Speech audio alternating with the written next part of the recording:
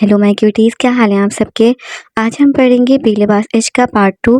Let's see आगे क्या होता है। किरण ने कोई वजह फ़िलहाल पूछना मुनासिब ना समझा। बस वो इतना जानती थी कि कुछ बहुत गलत हुआ है। रीमा फूट फूट कर रो रही थी। किरण मम्मा को देखने लगी, वो कहीं रूम में ना आ जाए। वैसे वो इस वक्त किचन में थी और भाभी भी अपने मैके गई थी कुछ दिन से। कुछ देर रोने के बाद वो उठी, अबाया उतारा, वॉशरूम चली गई। खुश खून बहने लगा। उस जगह दर्द हो रहा था। जब उसने खुद को वॉशरूम के मिरर में देखा तो उसकी गर्दन और उभारों पर काटने के निशान थे। वसूल करने के बाद उसने अपने सफ़ेद ट्राउज़र को एक नज़र देखा। उस पर खून के हल्के से निशान थे। वो सादा शलवार कमीज़ पहने बाहर आ गई। किरण जब तक खामोश से देख रही थी। कुछ पूछ ही लेगी क्या हुआ है। रीमा ने जवाब दिया, क्या होना था, उसको जो चाहिए था वो ले गया और मुझे जो चाहिए था वो मिल गया। किरण, ले गया मिल गया मतलब? रीमा, उसने मेरे साथ सेक्स किया। वो बस मेरा जिस्म लेने आया था जो वो ले गया। किरण आहिस्ता आवाज़ में पूछने लगी, और तुम्हें क्या मिला? रीमा, सबक, नसीहत के आइंदा एतबार ना करूं किसी पर। वो खामोश हो गई और फिर बोली, लेकिन यार अब मेरे पास कुछ है ही नहीं जिस पर मैं गुरूर कर सकूंगी। और फिर खामोश हुई। एक आंसू बहा और दांतों में होंठ बीचते दोबारा बोली, उसमें या किसी में इतना दम नहीं था कि तुम्हारी बहन को हासिल कर सके, इसलिए उसने मुझे बेहोश किया। वो किरण की तरफ देखकर बोलती लगी। किरण खुद उसकी बात सुनकर हैरान थी और पूछने लगी कि वो बेहोश कैसे हुई। रीमा मोबाइल को फिलहाल ऑन ही नहीं करना चाहती थी। वो नहीं चाहती थी कि वो दानियाल से रब्ता रखे हो या उसके कॉल्स या मैसेजेस देखे। उसे खुद से नफरत हो रही थी। अब उसने इरादा कर लिया कि अब वो हर अकाउंट और ताल्लुक ख़त्म कर देगी और जो दुनिया से वाबस्ता हुआ है। गाड़ी का फ्यूल टैंक फटने से आग भड़क उठी थी। आग लगने से दानियाल का वॉलेट और दोनों मोबाइल के साथ उसकी गाड़ी भी काफ़ी हद तक जल गई। मोटरवे पुलिस भी पहुंच गई थी। डैमेज कार को अपनी कस्टडी में लिया और दानियाल को चेक करने लगे। दानियाल का काफ़ी खून ज़ाया हो चुका था और बेहोश था। उसके पास कोई मोबाइल वॉलेट कुछ ना था उसके घर वालों को इन्फॉर्म किया जा सके। कुछ देर में पुलिस और रेस्क्यू वाले भी पहुंच गए और ऐसे इसे लाहौर के सरकारी अस्पताल ले गए। दानियाल की हालत काफ़ी सीरियस हो रही थी। पुलिस के कहने पर डॉक्टर्स ने ऑपरेशन स्टार्ट कर दिया। दानियाल की एक टांग एक बाजू फ्रैक्चर होने के अलावा उसे मसाने पर गहरी चोट आई थी। उस चोट की वजह से मसाने में ब्लड जमा था जो नफ्स से बह रहा था। मसाने के लिए एक यूरोलॉजिस्ट को बुलाया गया। यूरोलॉजिस्ट को अंदाज़ा हो गया कि मसाने की रगों के साथ पेनिस की भी काफ़ी रगें डैमेज हो चुकी हैं। दानियाल का ऑपरेशन हुए 5 घंटे हो चुके थे। उसे आहिस्ता-आहिस्ता होश आ रहा था। नर्स ने उसे तसल्ली देते हुए कहा कि घबराएं नहीं, लेटे रहें आप, ठीक हैं, और एक बेहोशी का इंजेक्शन लगा था। दानियाल जो गुनूदगी की हालत में हिलने की कोशिश कर रहा था, इंजेक्शन लगने के बाद दोबारा से बेहोश हो गया। मगरिब की आवाज़ आन होने लगी। आज काफ़ी दिनों के बाद रीमा ने वज़ू किया और नमाज़ पढ़ने लगी। वो तौबा करने लगी। उसे अपनी गलती का एहसास था। वो रो रो कर अल्लाह से माफ़ी मांगने लगी और साथ दानियाल के बुरे अंजाम की बद्दुआ करने लगी। उसने अभी तक मोबाइल ऑफ किए हुए थी। रात सोते वक्त सारा मंजर उसके सामने आ रहा था। अचानक वो उठकर बैठ गई और कुछ याद करके खुद से बोली। ये सोचकर उसके दिल की धड़कन तेज हो गई। अब कैसे करूं, क्या करूं? वो एक परेशान होने लगी। उसे फिर से डर लग रहा था कि दानियाल की वजह से प्रेग्नेंट ना हो जाए। वो अब सोचने लगी। रीमा ने मोबाइल ऑन किया और सीधा दानियाल को कॉल की, लेकिन उसका नंबर बंद था। उसने मैसेजेस भी चेक किया लेकिन बंद था। उसे अब और गुस्सा आने लगा। वो उठी और उस गुस्से को अपने लंबे बालों पर निकाल दिया और उनको ऊपर तक कट कर दिए। दानियाल को जब दोबारा होश आने लगा, वो अब इतने होश में था कि भूल पा रहा था। उसने पानी मांगा। नर्स ने पानी पिलाया। डॉक्टर को बुलाने चली गई। दानियाल ने अपनी हालत को देखने लगा। वो बस एक जुब्बा में था, बगैर शलवार के। उसने देखा नफ्स पर एक भारी पट्टी है और एक पेशाब की ट्यूब लगी है और उसका एक कंधा और एक टांग पूरी रान से पांव तक प्लास्टर में था। दूसरी टांग पर भी बैंडेज की हुई थी। दूसरे हाथ में एक ड्रिप लगी हुई थी। उसे सर पर हल्की पट्टी का एहसास हुआ। वो बस दुआ कर रहा था कोई ज़्यादा मसला ना हुआ। इतने में एक पुलिस वाला और डॉक्टर रूम में आए। डॉक्टर मुआयना करने लगा और साथ पूछने लगा, बेटा कैसी तबीयत है, ज़रा अपने बारे में बताओ। दानियाल ने अपने बारे में बताया कि वो कौन है और कहाँ से। फिर नर्स को देखते हुए बोला, मेरा मोबाइल कहाँ है, मुझे डैड को कॉल करनी है। वो अब काफ़ी परेशान था। तब पुलिस वाले ने मजीद कहा कि आपकी जेब से कुछ नहीं मिला और आपकी गाड़ी मुकम्मल तौर पर जल चुकी है। अब आप अपने अब्बू का नाम और नंबर बता दें ताकि उनको आगाह कर सकें। डॉक्टर्स के जाने के बाद नारियल नर्स को देखने लगा जो खुद बहुत हसीन थी। वो खुद से कहने लगा, क्या किस्मत है यार मेरी, माशाल्लाह, हर तरफ ही हुस्न मिल रहा है। जाते वक्त तक उससे दोस्ती तो कर ही लूँगा। फिर वो नर्स से मुखातिब हुआ, आईना है? नर्स, सॉरी, आईना क्यों? दानियाल, चेहरा देखना है, कोई खराश तो नहीं आई? नर्स ने नहीं का जवाब दिया और ड्रिप उतार कर वहाँ मौजूद दूसरे मरीज के पास चली गई। दानियाल के अब्बू इत्तला मिलते ही अस्पताल पहुंचे और वो उसे इस हालत में देखकर बहुत परेशान हुए। फिर उससे मिलने के बाद डॉक्टर से मिले। डॉक्टर ने उनको अपने बेटे की रिपोर्ट और हालत तफसील से बताते हुए कहा कि इस हादसे की वजह से उसके मसाने और पेनिस पर शदीद चोट आई है, जिसकी वजह से वो अब शादी करने के बिल्कुल काबिल नहीं रहा। यह खबर सुनकर उसके अब्बू के पाँव के नीचे से ज़मीन निकल गई। उन्होंने उसका हल जानना चाहा कि कोई हल। वो उस इलाज के लिए दुनिया के किसी भी कोने में जाने के लिए तैयार थे, लेकिन डॉक्टर ने साफ साफ कह दिया कि नफ्स की रगें बिल्कुल ख़त्म हो चुकी हैं, अब उसका कोई हल नहीं। 4 दिन बाद जब अस्पताल से डिस्चार्ज होने लगे तो दानियाल को अंदाज़ा हुआ पेशाब की नाली अब तक नहीं हटाएगी। तब उसे अपनी रिपोर्ट की हकीकत का पता चल गया। वो वहीं अस्पताल में चिल्ला कर रोने लगा। उसके माँ-बाप ने उसे तसल्ली दी, लेकिन वो छोटे बच्चे की तरह रोता रहा। उसे अंदाज़ा हो गया था कि वो लुट चुका है, उसे किए की सज़ा मिल गई है। वो शर्मिंदगी की वजह से नज़र तक ना उठा पा रहा था। उसे ऐसा लग रहा था जैसे वो एक ज़िंदा लाश है और वो अभी के अभी मरना चाह रहा था, क्योंकि वो अब जानता था कि अब मरने से भी बदतर ज़िंदगी होने वाली है। उसके दिमाग में रीमा की आखिरी बात याद आ रही थी। वो जान गया था कि उसको किए की सज़ा मिल गई है। रीमा 2 दिन तक दानियाल का नंबर मिलाती रही, लेकिन उसका नंबर बंद था। उसे अंदाज़ा हो गया कि दानियाल जैसे लड़के मतलब निकाल लेने के बाद नंबर चेंज कर लेते हैं। वो जल्द कुछ करना चाहती थी। पीरियड्स को भी 7-8 दिन पड़े थे, लेकिन वो इतना इंतज़ार भी नहीं करना चाहती थी। उसने एक दोस्त नूर से बात करने का सोचा। वो जानती थी कि नूर एक ओपन माइंडेड लड़की है जो स्मोकिंग ड्रिंक के साथ-साथ अक्सर डेट वगैरह पे भी जाती है। वो ज़रूर उसका हल बताएगी। रीमा ने नूर को कॉल किया, बताया कि उसकी कज़न ने उसके साथ सेक्स किया है, तो अब वो अपनी प्रेगनेंसी चेक करना चाहती है। तो क्या वो उसे स्ट्रिप लेकर दे सकती है? नूर पहले तो इस बात से काफ़ी हैरान हुई कि वो ऐसे कैसे सेक्स करवा सकती है, क्योंकि अव्वल तो वह ऐसी है नहीं, दूसरा ज़ाट से असद का ज़िक्र करती थी और नूर ये भी जानती थी कि असद फ़िलहाल बाहर है। खैर, उसने तफसील रीमा से मिलकर पूछने का सोचा और जवाब दिया कि वो खुद तो कभी स्ट्रिप लेने नहीं गई, बल्कि उमैर उसका बीएफ ले देता है। मुझे मुझे ले दो कल ही प्लीज़। रीमा ने जल्दी से उसकी बात को टोकते हुए बोला, ओके ओके, मैं उमैर से कहती हूँ, फिर कल कल ही तुम्हारे पास लेती आऊँगी, फिर चेक कर लेना। नूर उस बात से हैरान थी। वैसे तो ये दोनों काफ़ी क्लोज़ फ्रेंड्स थी, लेकिन रीमा से उसे अक्सर बात से चिढ़ती थी कि वो कैसे उमैर से मिल लेती है अकेले में बगैर शादी के। नूर ने जब उमैर को इस ट्रिप का कहा तो उसने वजह पूछी, तो नूर ने बता दिया कि उसकी ज़रूरत मेरी एक दोस्त को है जो सेक्स से भागती थी, वो आज मांग रही है। उमैर के दिल में एक ख्वाहिश थी पैदा होने लगी, लेकिन उसने फिल वक्त कोई सवाल ना किया और कहने लगा, ठीक है कल फिर मिलते हैं, 2 स्ट्रिप दे दूंगा। 2 क्यों? नूर ने पूछा। अब मिलने आओगी? ऐसे तो नहीं जाओगी? वो हंसा। उमैर बस कर दो, मैं थक जाती हूँ, लेकिन आप नहीं। नूर ठहर कर बोली, करेंगे फिलहाल कल उससे हो लूँ फिर देखते हैं। नूर स्ट्रिप लेकर रीमा के घर पहुंच गई। रीमा ने किरण को चाय बनाने का कहा। चाय देने के बाद किरण मम्मा के रूम में चली गई। नूर ने स्ट्रिप दी और स्ट्रिप के इस्तेमाल का तरीका बताया और रीमा कुछ देर बाद वॉशरूम गई। उसके दिल की धड़कन तेज थी। कुछ पल के बाद उसने स्ट्रिप को देखा, वहाँ एक सुर्ख लकीर थी। उसने एक फूला हुआ सांस निकाला और नूर के साथ रिलैक्स होकर लेट गए। शुक्र बच गए, रीमा मुस्कुराते हुए बोली। नूर उसके गाल पर हाथ लगा रही थी। उसके गाल काफी नरम और मुलायम थी। उसका दिल कर रहा था कि उसे जोर से चुम ले। इतने में रीमा उठकर बैठ गई। नूर ने मूड में होते हुए पूछा, किस खुशनसीब ने चूस लिया उस खूबसूरत जिस्म को? वो उसके जिस्म पर नजर घुमा रही थी। रीमा ने एक आह भरी और खामोश हो गई। वो कुछ नहीं बताना चाहती थी। फिर एक झूठी कहानी बना दी कि एक दूर का कज़न आया हुआ था, वो घर अकेली थी और उसने ज़बरदस्ती की।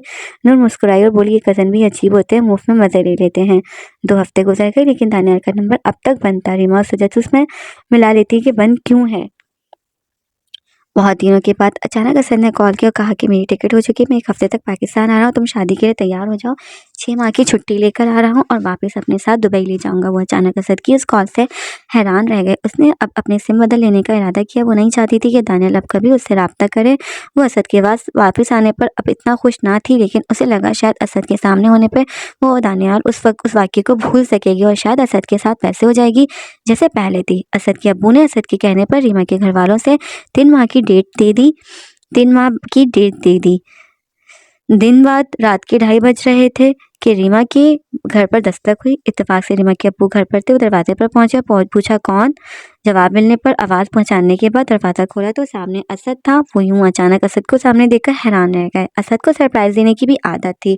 उसने सबको 1 हफ्ते का कहा, जबकि उसकी फ्लाइट दूसरे दिन थी। वो वैसे तो रीमा से दूर रहता था और लड़कियों में लगा रहता, लेकिन उसे रीमा पर ट्रस्ट था और ट्रस्ट की वजह से उसे पसंद करता। उसे पता था कि वो कहीं भी मुंह मार ले उसे उस जैसी लड़की नहीं मिलनी। रीमा के अब्बू और अम्मी से मिलने के बाद असद रीमा के रूम में गया। रूम में एक 0 वॉल्ट बल्ब चल रहा था। असद ने रूम की लाइट ऑन की और एक प्लास्टिक चेयर लेकर रीमा के बेड के पास बैठ गया। रीमा पिंक कलर के नाइट ड्रेस में उल्टी सो रही थी। उसका चेहरा दूसरी तरफ था। उसका खूबसूरत जिस्म देखकर असद का दिल उसे छूने का कर रहा था, लेकिन वो रीमा की आदत से वाकिफ था। वो अभी उसको जगाने का सोच ही रहा था कि किरण, जो असद की बैक साइड पर लेटी हुई थी, उसकी आंख खुल गई। उसने जब रीमा के बेड के करीब किसी को देखा चिल्ला उठी, भूत, चोर, पापा, मम्मा। असद अचानक डर गया और मुड़कर किरण को देखने लगा, जो अब आंखें बन के चिल्लाई जा रही थी। रीमा के पापा मामा उनके रूम के बाहर ही थे। आवाज़ सुनकर फ़ौरन अंदर आए। बोले, क्या मुसीबतें देख ही नहीं सकती कि कौन है? तुम्हारा असद भाई है। असद ने वापस मुड़कर देखा तो रीमा उठकर बैठी हुई थी और घूरकर असद को देख रही थी। तुम कब आए? वो जल्दी से बाल साइड करती बोली। किरण ने सलाम किया और बोली, सॉरी असद भाई, मैं डर गई थी क्योंकि मैं भूत जैसा लगता हूँ, हैंडसम नहीं हूँ। फिर वो रीमा की तरफ देखने लगा और बोला, नींद में प्यारी लग रही थी। फिर किरण से बोलने लगा कि तुम मुझसे डर गई और उसके खौफनाक खर्राटों से नहीं डरती। उसकी बात से सब हंसने लगे।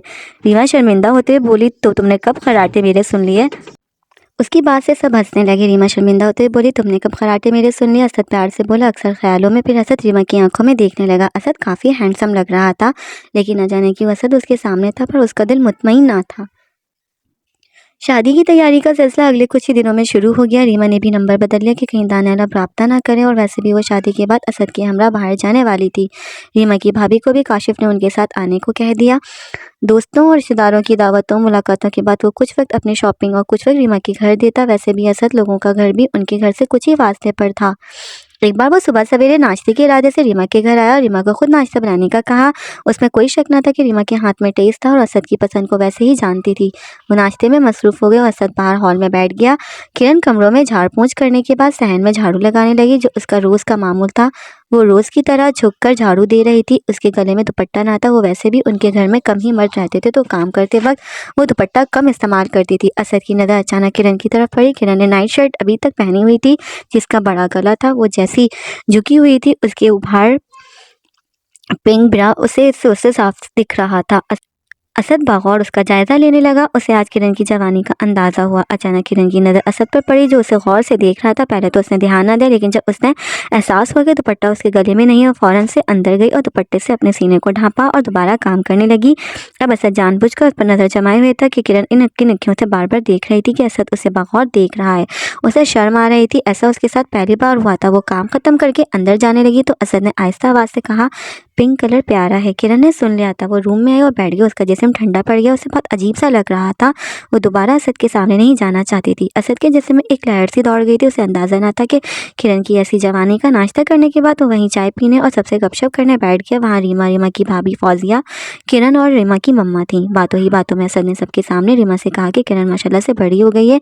मैंने उसे आज गौर से देखा और किरण को देखने लगा। किरण शर्मसारी होने लगी और उसने असद को एक नज़र देखा, जो हाथ में कप लिए उसे अभी भी गौर से देख रहा था।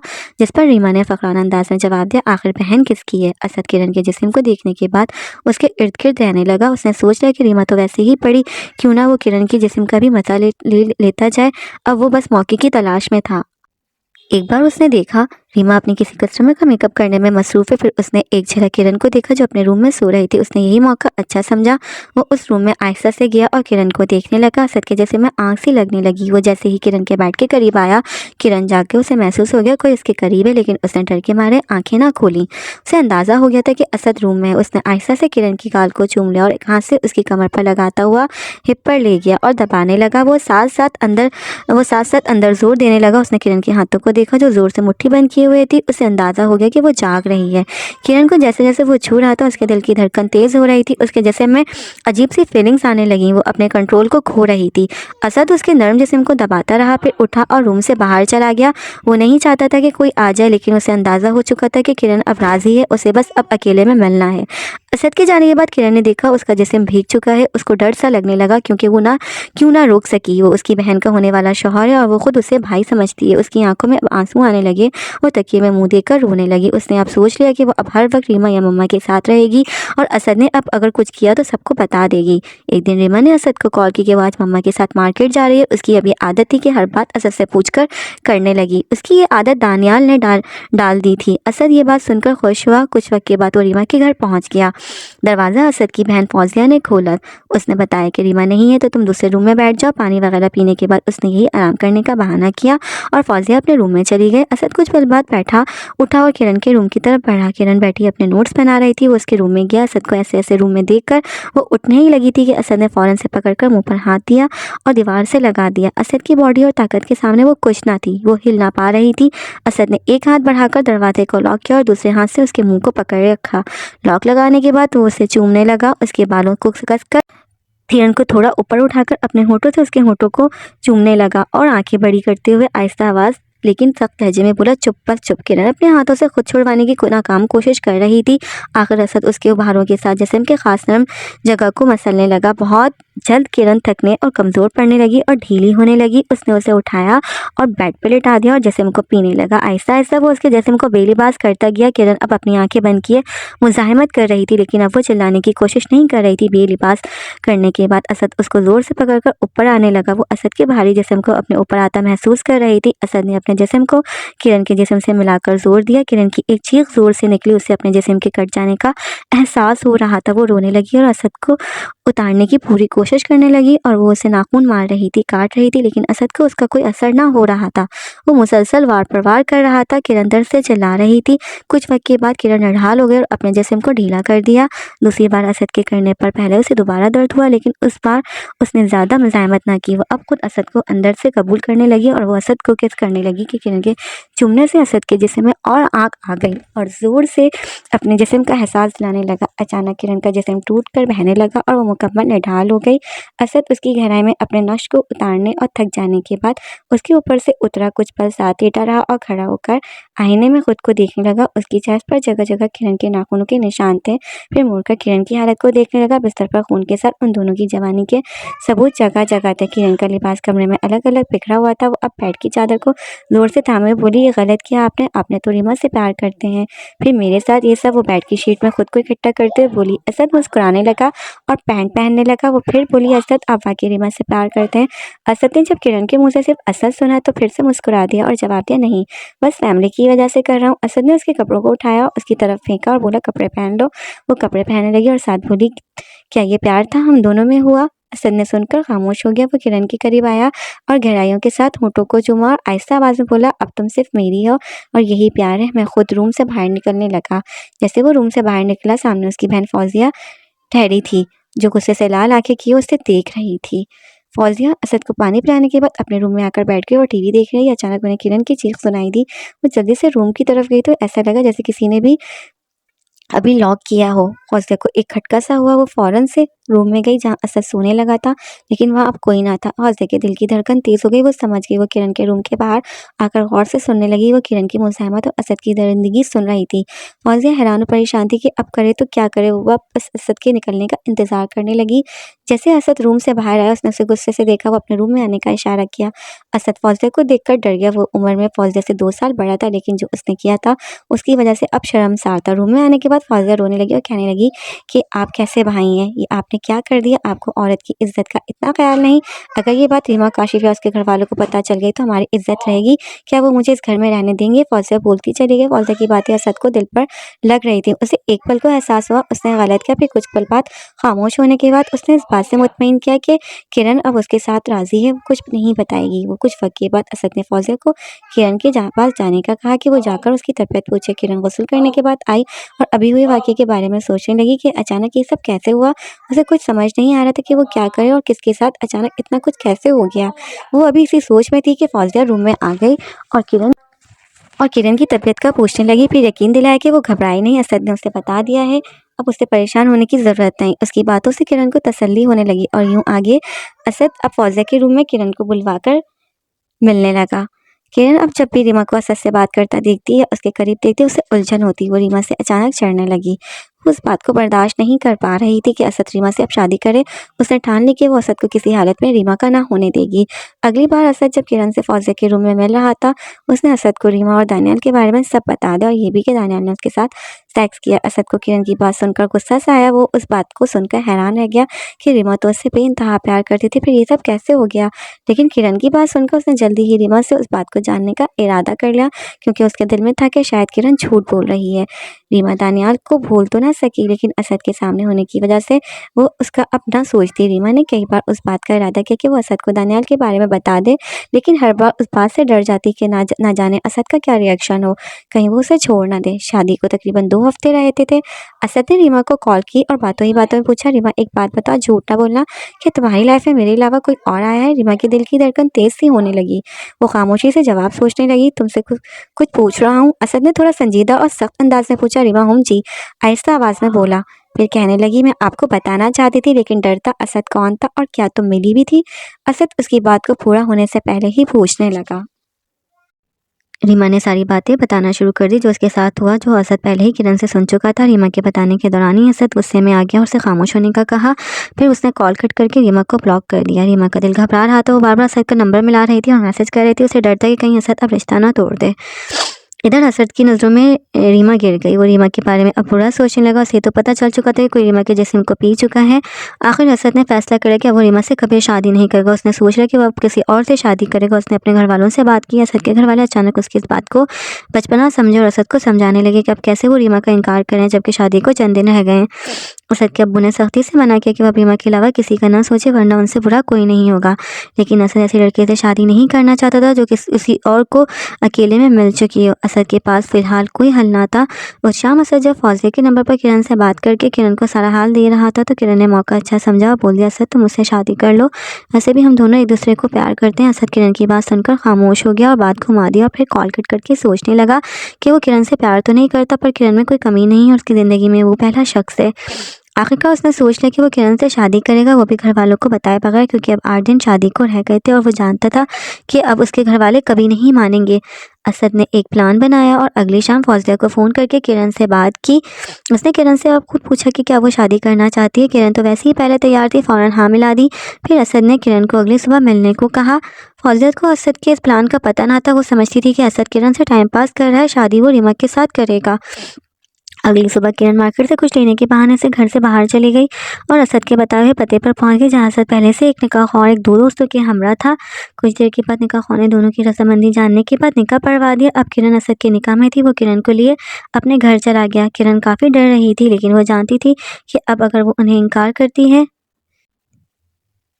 असद उससे नहीं मिलेगा और अब ये सब असद को हासिल करने के लिए ज़रूरी था। असद जब किरण को घर लेकर गया तो उसके अब्बू अम्मी उसकी बात सुनकर सख्ते में आ गए। उनको इस बात का ज़रा इल्म ना था कि असद इस हद तक चला जाएगा और अब उनको इस बात की फ़िक्र होने लगी कि उस घर में भी उनकी बेटी है। असद के अब्बू ने असद को जब खूब डांटा तो असद ने खुलकर रीमा से शादी ना करने की वजह बता दी, जिस पर उसके अब्बू खामोश हो गए और बोले कि वो सब कुछ बताता तो ऐसे कदम उठाने की नौबत ना आती। फिर किरण को फ़िलहाल घर जाने का कहा और खामोश रहने का कहा कि किसी को ना बताए। किरण वापस घर पहुंच गई। असद के अब्बू जो रीमा के अब्बू के सगे और लेकिन छोटे भाई थे, उन्होंने रीमा के अब्बू को कॉल करके वापसी घर आने का पूछा। रात के खाने के दौरान रीमा ने नोट किया कि आज असद के साथ साथ चचा और चची भी उसे इग्नोर कर रहे हैं। खाने के बाद रीमा के अब्बू ने असद और उसके घर वालों को रूम में आने को कहा। रीमा को कुछ ठीक नहीं लग रहा था, उसका दिल बैठा जा रहा था। वो दिल ही दिल में दुआएं करने लगी कि अल्लाह सब ठीक हो, बस एक बार असद माफ़ कर दे, वो कभी ऐसा नहीं करेगी। असद के अब्बू पहले तो हाल चाल पूछते रहे, फिर वो भाभी रीमा की माँ की तरफ मुखातिब हुए और बोले, भाभी ये दानियाल कौन है। रीमा की मम्मा को समझ न आया और सवालिया अंदाज में पूछा कि कौन दानियाल। वो फिर बोले जिससे रीमा की दोस्ती थी। ये सुनकर रीमा की मम्मा की आंखें खुली रह गईं, जबकि रीमा के अब्बू सख्त लहजे में बोले, अख्तर बात खुल के करो, क्या बात है। असद के अब्बू ज़रार की फिर बोले, बात सिर्फ इतना है, असद रीमा से शादी नहीं कर सकता क्योंकि आपकी बेटी का किसी दानियाल नामी लड़के से नाजायज़ ताल्लुकात हैं। ये सब उसने खुद असद को बताया है। इतने में असद बोला, अंकल आप खुद रीमा से पूछ रहे हैं और सबूत के लिए मेरे पास उसकी कॉल रिकॉर्डिंग भी है जिसमें उसने सब बताया है। रीमा के अब्बू ने तेज़ धड़कते दिल के साथ सख्त लहजे में रीमा को आवाज़ दी। रीमा आवाज़ सुनते ही सहम गई कि आज कुछ कर पड़े। वो किरण के साथ लिए मम्मा पापा के रूम में आई और मम्मा के साथ बैठ गई। रीमा के अब्बू ने झुकी नज़रों के साथ पूछा, रीमा क्या तुम अपने बाप की इज्जत उछाल चुकी हो। रीमा की आंखों से आंसू बहने लगे। वो और रहम की नज़र से असद को देखने लगी। रीमा के अब्बू ने फिर पूछा कि तुमसे कुछ पूछा है। रीमा ने आंखें बंद की और हाँ में सर हिला दिया। रीमा की मम्मा ने एक ज़ोरदार थप्पड़ रीमा को मारा, लेकिन उस थप्पड़ के दर्द का एहसास उस दर्द से बहुत कम था जो असद की वजह से उसके दिल में था। वो उठी और पापा के कदमों में गिर पड़ी और बताया कि पापा उस लड़के ने मुझे बेहोश कर दिया था और रोने लगी कि उससे ये पहली और आखिरी गलती हुई है। वो फिर कभी ऐसा नहीं करेगी जिससे उनकी इज्जत पर आ जाए, बस इस बार माफ़ कर दें। वो असद और चचा चची से भी हाथ जोड़कर मिन्नतें और माफ़ी मांगने लगी, लेकिन ऐसा लग रहा था वहाँ सा पत्थर है। अब वहाँ फौजिया भी आ गई थी। वो भी खामोशी से सब सुनने लगी।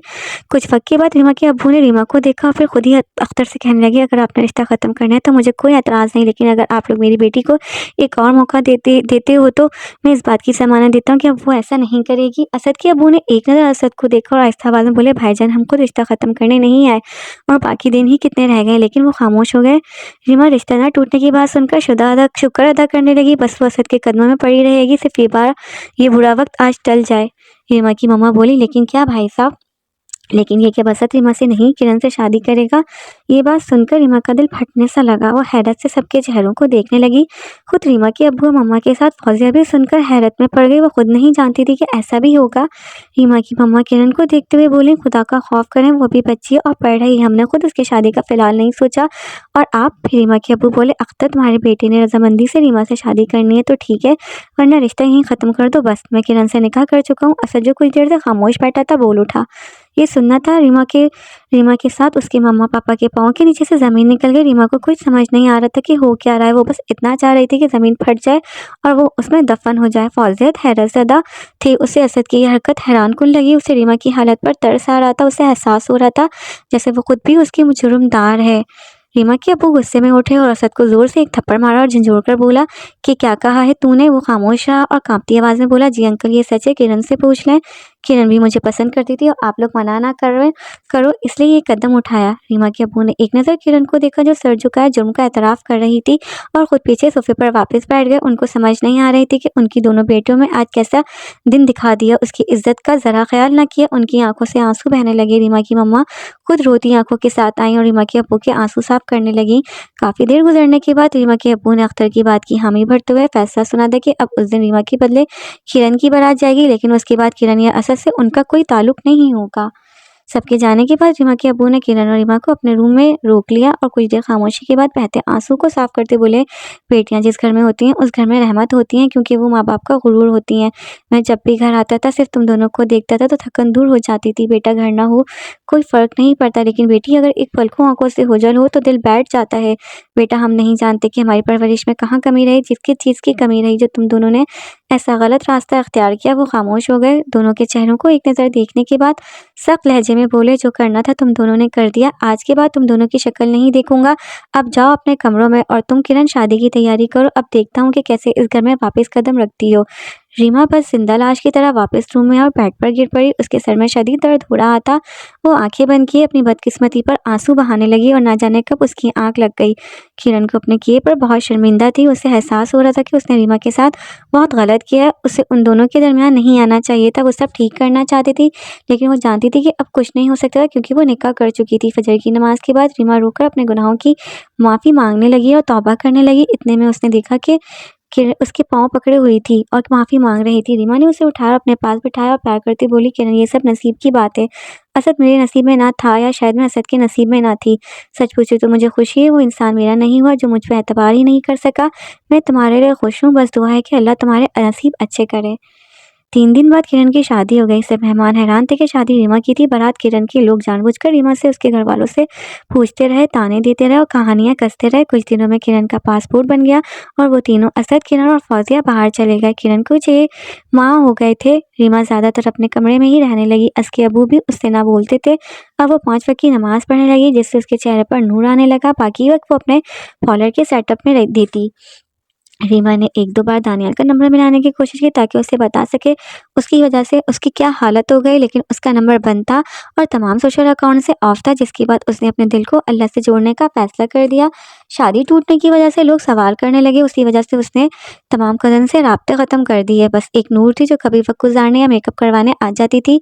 रीमा के अबू ने रीमा की मम्मा से साफ कह दिया कि कोई अच्छा रिश्ता देखकर उसकी शादी कर दें, लेकिन फ़िलहाल कोई अच्छा रिश्ता ना मिला। अब ख़ानदान में और मोहल्ले में वही बुरी और बदकिस्मत लड़की समझी जाने लगी। आज भी जब नूर आई तो रीमा जाए नमाज पर बैठी थी। नूर ने उमैर से वीडियो कॉल मिलाई और स्मोकिंग करने लगी। रीमा जैसे उसके पास आ बैठी उसने कॉल बंद कर दी और रीमा को देखने लगी। नूर उसके निखरे चेहरे को देखकर बोली, काफ़ी प्यारी होती जा रही हो, क्या चक्कर है? उसने कहा, तुम्हें ही लगती हूँ और तुम ये स्मोकिंग क्यों नहीं छोड़ देती?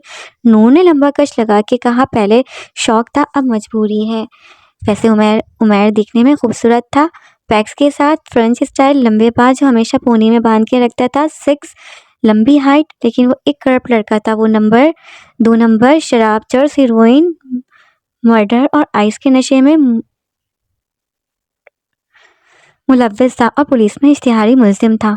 नूर रीमा से ऐसी बातों का जिक्र कर चुकी थी। रीमा नूर को उमैर से मिलने से मना करती थी। उमैर नूर से रीमा की तारीफें सुन सुन के पक चुका था। तभी रीमा से मिलने का शौक पैदा होने लगा। एक दिन नूर उमैर के पास मौजूद बेलिबास थी। उमैर नूर को थाने में मसरूफ था। अचानक उसे रीमा का ख्याल आया। वो मोबाइल उठाकर रीमा की तस्वीर देखने लगा। उसके जोश में तेजी आ गई और वो नूर की गहराई तक उतरकर उसे दर्द दिए जाने लगा। नूर ने चिखना शुरू कर दिया। उमैर ने मध्यम आवाज में नूर के कान की लौ पर होंठ रखकर कहा, रीमा बस थोड़ा और। नूर ने रीमा का नाम सुन लिया था, लेकिन मधोशी की वजह से उमैर को जोर से थामे हुए थी। एक तेज रफ्तार झटके के बाद वो साइड पर हो गया। नूर उमैर का इलेक्ट्रिक शीशा उठा के पीने लगी और शरारत से बोली, रीमा अच्छा। उमैर मुस्कुराया। तुम हर वक्त रीमा का जिक्र करती हो, तभी मुंह से निकल गया, लेकिन वो हम जैसी नहीं है यार। इरादा बहुत शरीफ है। ये कि नूर किसी गहरी सोच में चली गई। फिर एक कश लेकर स्मोक उमैर के मुंह में छोड़कर कहने लगी, सेक्स करोगी उसके साथ? उमैर के जिस्म में बिजली सी दौड़ गई। उसका जिस्म अकड़ने लगा। नूर उसके बालों में उंगलियां फेरकर हाथ नीचे लाते हुए बोली, उन्होंने अगली मुलाकात में मंगनी करने की ख्वाहिश कर दी। रीमा को मुदस्सिर में कोई खामी नजर नहीं आई। उसकी ख्वाहिश नहीं थी कोई हसीन लड़का उसकी ज़िंदगी में आए, लेकिन वो चाहती थी जो भी उसकी ज़िंदगी में आए उसे वो अपना माजी ज़रूर बताए। यही सोचकर उसने मुदस्सिर को मैसेज करके कॉल पर सब बताने का फ़ैसला किया। हालचाल पूछने के बाद उसने अपने माजी के बारे में बताने लगी। मुदस्सिर खामोशी से सुनता रहा। उसने अपनी जिनसी ज़्यादती के बारे में भी बता दिया। उसने कहा उसे उसके माजी के बारे में कोई लेना देना नहीं, गलती सबसे होती रहती है। वैसे भी अब वो काफ़ी बदल चुकी है और वो उसकी इज़्ज़त बनने जा रही है, तो अब उसका एतमाद नहीं तोड़ेगी। रीमा को ये सुनकर बहुत खुशी। वो अब मुदस्सिर को कॉल पर वक्त देने लगी और हर काम मुदस्सिर से पूछकर करती। इस रिश्ते के बाद उसके अब्बू उससे बात करने लगे, बाहर घूमने लगे। 2.5 महीने बाद रीमा की शादी तय हो गई। रीमा नूर के साथ कहीं भी जाने से इनकार करती रही, जिसकी वजह से रीमा उसकी इज्जत बन गई। वो उसकी इज्जत उठवा के ही रहेगी। उमैर ने उसे रीमा के सामने अच्छा बनने की एक्टिंग करने का कहा। एक दिन रीमा की मम्मा की तबीयत खराब हो गई। उसे मार्केट से कुछ सामान लेने जाना था, तो उसने नूर को कॉल करके साथ जाने का कहा। नूर को ये मौका अच्छा लगा। उसने उमैर को आने का कहा। नूर अपनी गाड़ी लेकर आ गई। रीमा ने मुदस्सिर को भी बता दिया शॉपिंग का। मुदस्सिर को तसल्ली हुई कि रीमा अकेली नहीं है। शॉपिंग के बाद अचानक नूर ने कहा, कुछ सामान लेना है एयरपोर्ट से मम्मा का, वो लेकर बस चलते हैं। रीमा ने सोचा अभी दोपहर 12 बजे का वक्त है, वो भी नूर जो अपने साथ लाई है, तो उसका काम भी करवा दे। तभी रीमा मान गई। नूर रोड पर गाड़ी दौड़ाने लगी। तकरीबन आधे घंटे बाद गाड़ी बेंगलुरु के बाहर थी। बेंगलुरु के बाहर 2 गार्ड थे जो नूर को जानते थे। रीमा ने देखा कि बेंगलुरु में इंपॉर्टेंट गाड़ियां खड़ी थी। नूर ने रीमा से कहा, यार मैंने झूठ बोला था, उमैर मुझसे नाराज़ था, मैं उसे मनाने आई हूँ। रीमा ने नूर के आगे हाथ जोड़े कि चलो यहाँ से। नूर ने उसे तसल्ली देते कहा कि तुम मेरी बचपन की दोस्त हो, तुम्हें कुछ नहीं होगा। ये कहकर वो गाड़ी से उतर गई। रीमा ने मोबाइल निकालकर मुदस्सिर को कॉल करने की कोशिश की, मगर सिग्नल न होने की वजह से वो सर पकड़ कर बैठ गई। इतने में उमैर नूर आई। उमैर को वो तस्वीर से ज़्यादा खूबसूरत लगी। उसने कहा, नूर की दोस्त हो? रीमा ने सर हिला दिया। उमैर ने कहा, ऐसे गाड़ी में बैठी अच्छी नहीं लग रही, अंदर आ जाओ। रीमा ने कहा, मैं ठीक हूँ, तुम बात करो। उमैर ने एक नज़र नूर को देखा और कहा, बड़ी ज़िद्दी है। उसकी ये टून सुनकर रूमा के होश उड़ गए। वो उसे घसीटकर हॉल में ले गया, जहाँ हल्का हल्का म्यूजिक चल रहा था। 8 से 10 लड़के लड़कियां थे। ये जिस्म फरोशी का अड्डा था। रीमा ने संभल कर मुदस्सिर को कॉल करना चाहिए, पर उमैर ने मोबाइल छीन लिया। उसने कहा, मैं तुम्हारे साथ ज़बरदस्ती नहीं करना चाहता, बस तुम बैठकर तमाशा देखो, क्योंकि वो जानता था कि आइस के धुएं से उसे नशा आ जाएगा। नूर ने अपनी शर्ट के बटन को बड़ा तक खोल लिया और वहाँ मौजूद लड़कियों के साथ डांस करने लगी। रीमा को कुछ समझ नहीं आ रहा था। वो बस आंखों से आंसू बहाते उमैर को देख रही थी और उसकी मन्नत कर रही थी, जो कि चर्च की कश लगाता धुआं उस पर फेंक रहा था। कुछ देर बाद रीमा को चक्कर आने लगे। उमैर ने नूर को आहिस्ता से आवाज़ दी और हाथ से ड्रिंक का इशारा किया। नूर ने रीमा को पानी के बहाने ड्रिंक पिला दी।